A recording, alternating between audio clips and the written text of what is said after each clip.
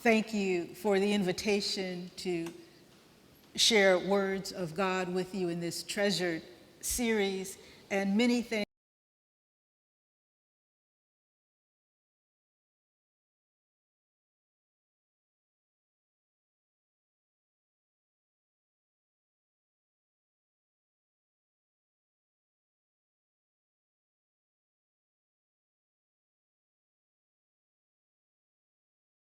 Today, in the company of Jeremiah, I would like to offer an alternative metaphor for these 40 days of Lent: exile.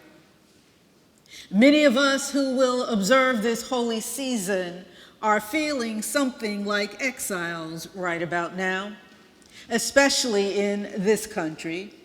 Now, some may want to correct me and say that being under subjugation in our own country is not exile, for exile is deportation to another country. And you are correct. And some may say they have experienced no subjugation in this country, and in many cases that is correct as well. But when any of us are not free, then none of us are free, and I submit that we are in exile, but for some, the conditions are so comfortable and the decor is so familiar that they are unaware that they are in exile until one of the emperor's executive orders catches up with them. I submit to you that there are folk who are looking at everything around them and seeing such a profoundly different world that they might as well be in an entirely different country, in exile, because the world around them, before and behind them, above and below them, has changed in such catastrophic, consequential, and even vicious and violent ways. Today, in speaking to those who find themselves waking up in Babylon every morning alongside Jeremiah's postmaster, I believe there is a word for us in Jeremiah's declaration that although he may not be with God's people in exile, there are yet prophets in Babylon. Prophets in Babylon. Surely there are prophets in Babylon as well, but today we're talking about prophets. The words and the word they hear, and the one who speaks to and through them, whose word travels to every place, in every circumstance in which we find ourselves, even in exile. And perhaps the practice of some to look to their prophets for wisdom rather than listening to their prophets may be just how we found ourselves in exile, living in Babylon, even though we wake up in our own beds every morning. You see, a nation that saw itself as a gleaming city upon a hill has crumbled due to internal and external fractures, pressures, and assaults. Divisions between groups of people are being etched into the societal fabric, perhaps never to be fully reintegrated again. The power-hungry have overplayed their hand and found themselves mere puppets of one whose astronomical wealth has eclipsed their own. I'm talking about the United States of Babylon, where there was a king upon the throne who had been put there by folk who knew he could have never gotten there on his own. And with that meddling and manipulation came the expectation that his executive orders would support the economic, national, and international priorities of those who put him on the throne and could take him off and take him out and replace him with someone else, someone more cooperative. There is a lesson here as well for those who would choose the glittering gods of colonizing empires. They will not protect you. They have no interest in your well-being. You are just another log for the fire. In his first 100 days, the plutocrat puppeteer who was pulling the king's strings issued a whole series of destabilizing initiatives that affected the powerless and, to their surprise, the privileged as well, with the result that the people were forcibly divided into those they thought mattered, had value and worth, and those for whom they had no use. The poor, those from other nations who did the backbreaking work necessary to support and feed the empire that saw them as the dirt beneath their feet. I'm still talking about the United States of Babylon. Babylon took captive those for whom they had use and those they didn't trust to be out of their sight, and sent them into exile.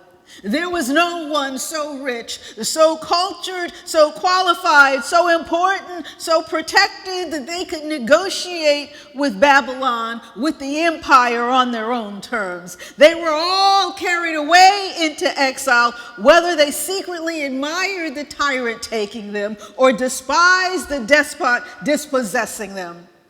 And Jeremiah was left behind and thus began writing epistles like the one whose words we heard today.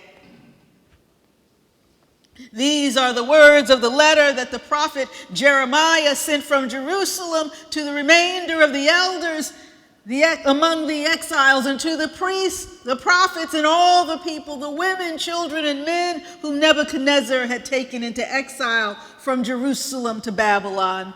This was after the departure of King Jeconiah and the queen mother, the court officials, the leaders of Judah and Jerusalem, the artisans and the smiths from Jerusalem in a previous exile. Other prophets were counted among the literati, the glitterati, and the Illuminati. But Jeremiah wasn't considered good enough, cool enough, or even dangerous enough to be taken captive by Babylon, to be held in exile, to be seduced, to be co-opted, to be colonized. For that is what Babylon does. And there's a lesson here for those who think they are outside of the politics and the power struggles, those whom the world deems insignificant, those whose gifts and talents the empire discounts. All Jeremiah had was words, God's words in his words. They would prove to be more than enough, but the empire didn't know to tremble at mere words yet. Now, some of you may be doubting the power of words right now. Words of resistance, words of protest, words of comfort, words of encouragement. Words have power. Use your words. What was wrong with Jeremiah? Perhaps you wonder. Jeremiah was a prophet, but apparently an illiterate one, needing Baruch to write and read for him. Jeremiah was a priest, but from the wrong clan on the wrong side of the tracks. Having ancestors who voted for the losing candidate when there was a choice between David's sons, Absalom and Solomon. And they chose the one who tried to pave his way to the throne through sexual violence against women. I'm talking about the disunited states of Judah and the remnants of 2.5 tribes that survived the Assyrian annihilation.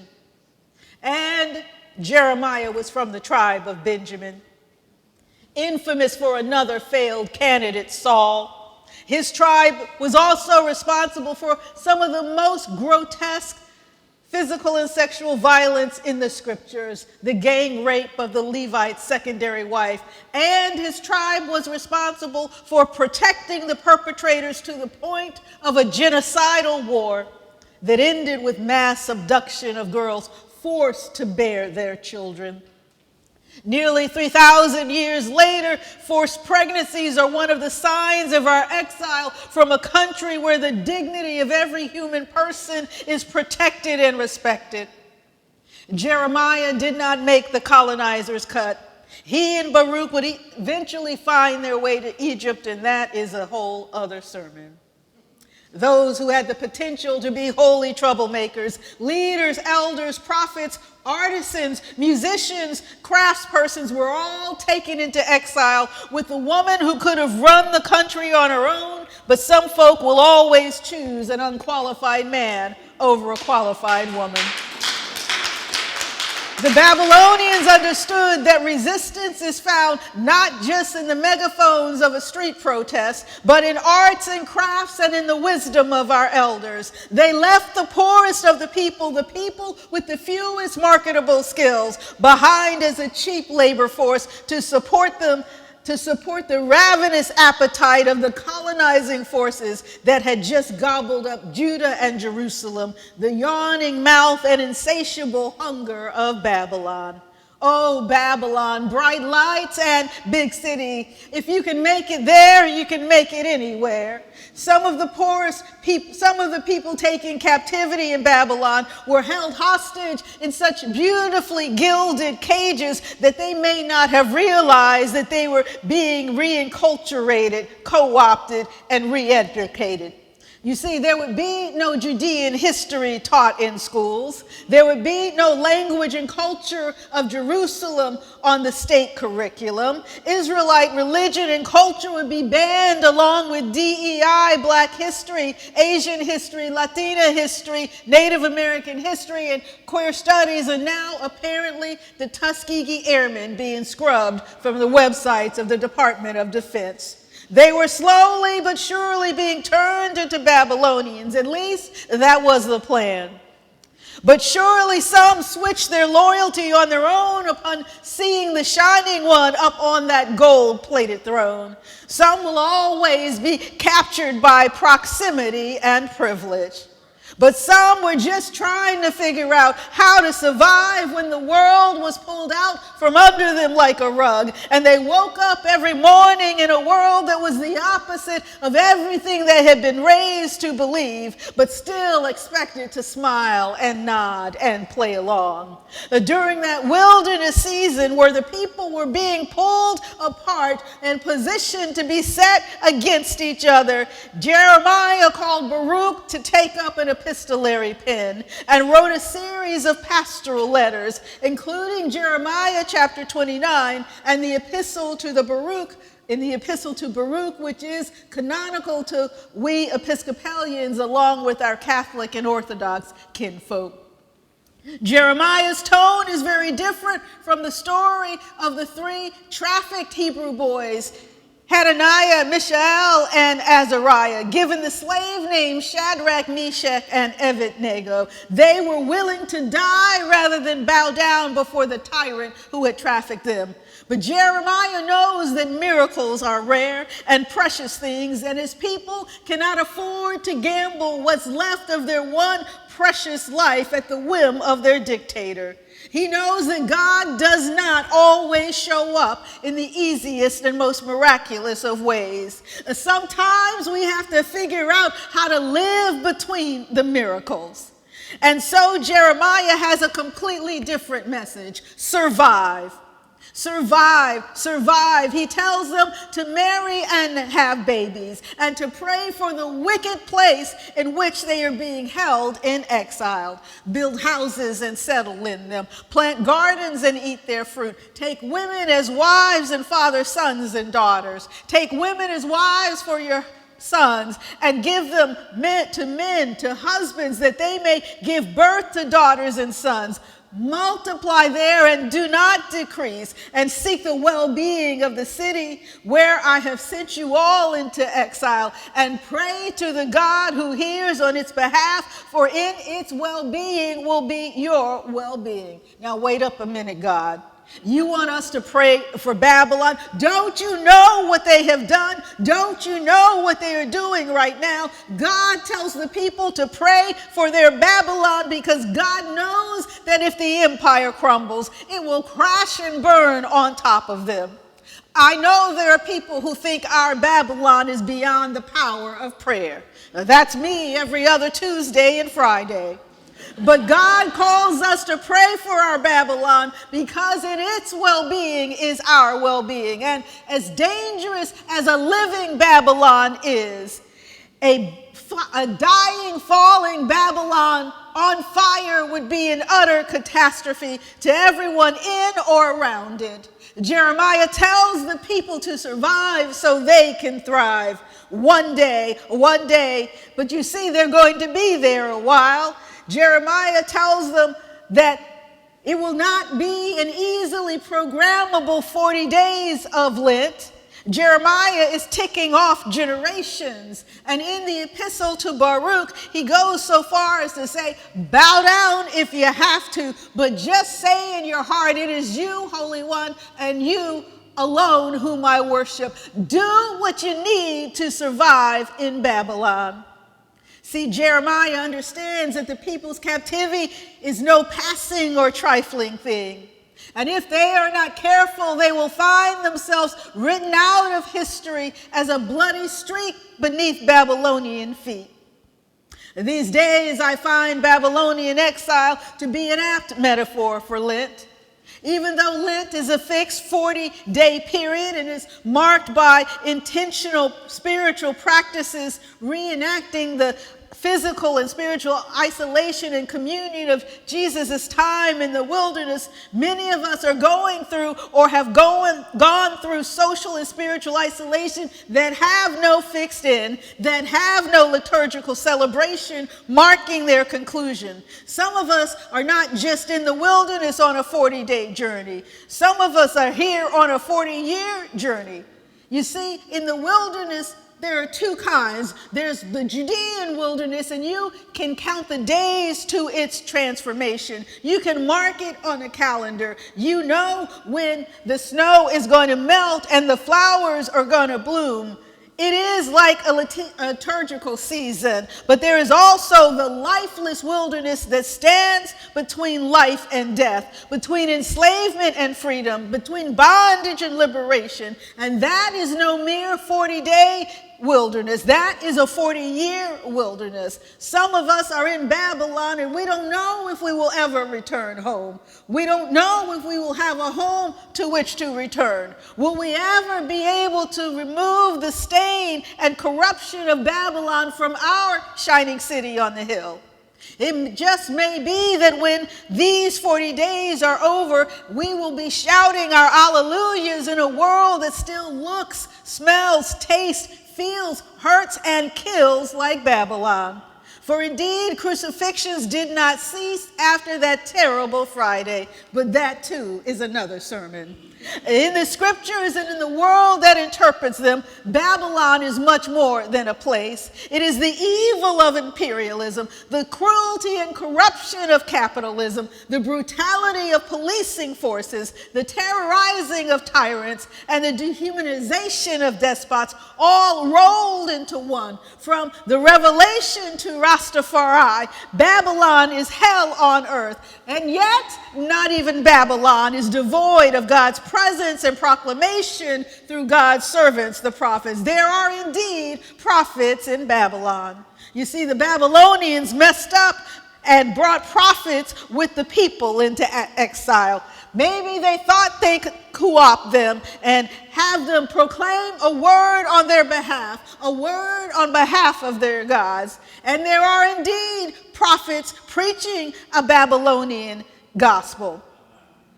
But God prepared the people for that exile by sending prophets into exile with them. Perhaps the Babylonians thought they could use those prophets to pacify the people. But it turns out that at least some of the prophets were part of an underground railroad, passing messages back and forth from Jeremiah so that the community would not forget who they were and whose they were. They were the people of the God who meets her children in exile. They were the people to whom God had provided prophets at every stage of their journey. Miriam and Moses in the wilderness, Deborah to fight their battles in Canaan, Isaiah and his woman prophet birthing and raising their children with prophetic names, including, some say, Emmanuel. And that's why God says at the end of our lesson, I sent you to my servants, the prophets, women and men in advance, but they would not listen. God prepared the people for exile, for the captivity that was inevitable based on the actions of a few invested with power of which they were not worthy, whose self-interest, gluttonous greed, and inhumanity to the people around them led them to right where they were. God warned them through every prophet, short and tall, curly and bald, woman and man, aged and young. But God does not wash God's hands of God's people. Even as the people were headed down a path to a place from which they could not return on their own, God packed her bags and came with them into exile. That is the TLDR of Ezekiel. But do read it and understand that the horrific violence in it is his trauma response, which we can understand but not excuse. Ezekiel preached and taught the people in Babylon that God is Emmanuel, with us even in Babylon. There are prophets in Babylon, but are they preaching submission to the Savior or submission to the system? There are prophets who were taken captive, and there are the people say new prophets whom God has raised up in Babylon. And then there is Jeremiah and Baruch, sending him to the post office day after day. There are so many prophets in Babylon. How do we know who is the right one? How do we know who is the next great man in the lineage? You know how we do. Who is the next Reverend Dr. Martin Luther King Jr.? Funny how no one is looking for the next El Hajj Malik al-Shabazz, Malcolm X, and nobody is looking for the next Coretta Scott King or Betty Shabazz. There are all of these prophets in Babylon doing God's work while nobody records their names. Others taken captive in body and mind, preaching the gospel of Babylon. But there are yet prophets in exile, preaching the gospel of the God who hears. That gospel starts with something that looks a whole lot like Lent. When you call upon me and you come and you pray to me, I shall hear you. And when you all seek me, you shall find me. If you seek me with your whole heart, I will be found by you. Call upon the God who is waiting to hear from you. Leave the pleasures of Babylon behind and seek the God who is willing to be found. Spend some time in prayer and reflection and meditation and study, and spend some time serving somebody other than yourself. Even if you are both in exile, spend some time in silence. Push away that plate filled with Babylonian delicacies. Take off those Babylonian robes and strip yourself down to the person you were before you went to Babylon. Find out who you are under that new Babylonian name. Find that part of you that can never be taken captive, that can never be taken hostage, that belongs to God and only God. Pray and wait, whether it's 40 days or 40 years. Know that the word of God through her servants, the prophets, is true. God shall save, God shall redeem, God shall gather, God shall restore. In the Jerusalem to Babylon Pony Express, Jeremiah speaks for God who promises, I shall reverse your captivity and gather you from all the nations and all the places I have driven you. There is no Babylon beyond the reach of God. There is no exile so far that God cannot find you. There is no captivity so hard that can erase all of God's people from the earth. But Babylon is trying. Because certain kinds of people have no value in Babylon. Some folk are only useful for what they can do or who their connections are. But God's salvation doesn't make those distinctions. God's salvation is for those carried away to Babylon and those left behind. And for those who repent, there is even salvation for Babylonians.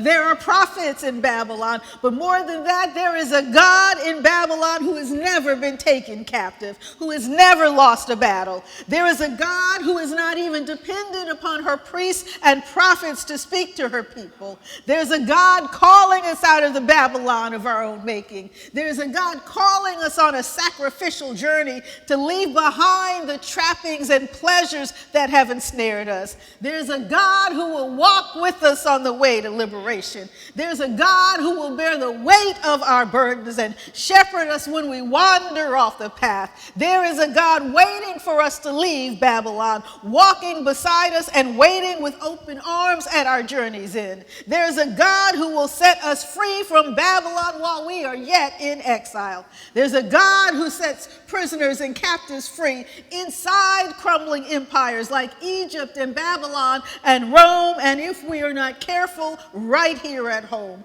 There's a God who is greater than Babylon, yet condescends to speak to and through it as long as there is even one soul held captive. There's a God whose word reaches to the ends of the earth, to all of the places her children are held captive and exile. And that is why Jesus went into exile in a virgin's womb. Jesus was born in the exile of the Roman occupation of his own country. Jesus was born into the exile of human flesh. Jesus was born in an exile that was an incarnation. Jesus was born into a world in which his exile looked like brutality and torture and beatings and betrayal and crucifixion. But not even exile could hold Jesus down. Jesus released himself from his own exile when he rose, and he stands there to receive us as one of his own. Exile is a temporary affair, whether it's 40 days or 40 years. On our journey, we will never be alone. Jesus will be with us, and when times get hard, we will look around and find that there are prophets in Babylon.